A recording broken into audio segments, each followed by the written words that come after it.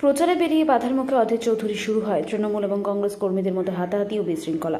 শনিবার সকালে বহরমপুর পৌরসভার ১৯ নম্বর ওয়ার্ডে কংগ্রেস প্রার্থী অধীর চৌধুরী তার দলীয় কর্মী সমর্থকদের নিয়ে নির্বাচনী প্রচার করছিলেন। অপরদিকে বহরমপুর পৌরসভার ১৯ নম্বর ওয়ার্ডে তৃণমূল কাউন্সিলর ভীষ্মদেব কর্মকারের নেতৃত্বে তৃণমূল কর্মী সমর্থকেরা অধীর চৌধুরীকে প্রচারে বাধা দিতে গেলে দুই দলের মধ্যে বিশৃঙ্খলার সৃষ্টি হয়। সেরকম কিছু নয়, এটা আমাদের পাড়া, নিজেদের ওয়ার্ড।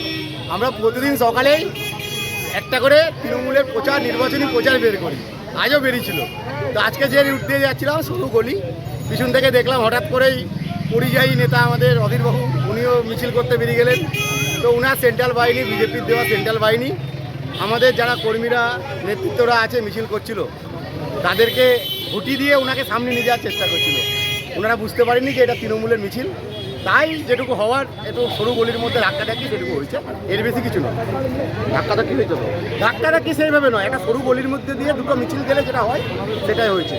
কারণ ওনাদের সেন্ট্রাল বাহিনী যেভাবে মেশিন নিয়ে, আর্মস নিয়ে আমাদের কর্মীদেরকে ভয় দেখিয়ে সামনের দিকে ওনাদের নেতাকে নিয়ে যেতে চাইছিলেন, সেখানে আমাদের একটা সুন্দর মিছিল যাচ্ছিল সাজানো গুছানো, সেই মিছিলটাকে ভেস্তে দেওয়ার জন্য। তো সেই জন্য একটা প্রতিরোধ যেমন সরু গলির মধ্যে গেলে হয় সেটাই হচ্ছে।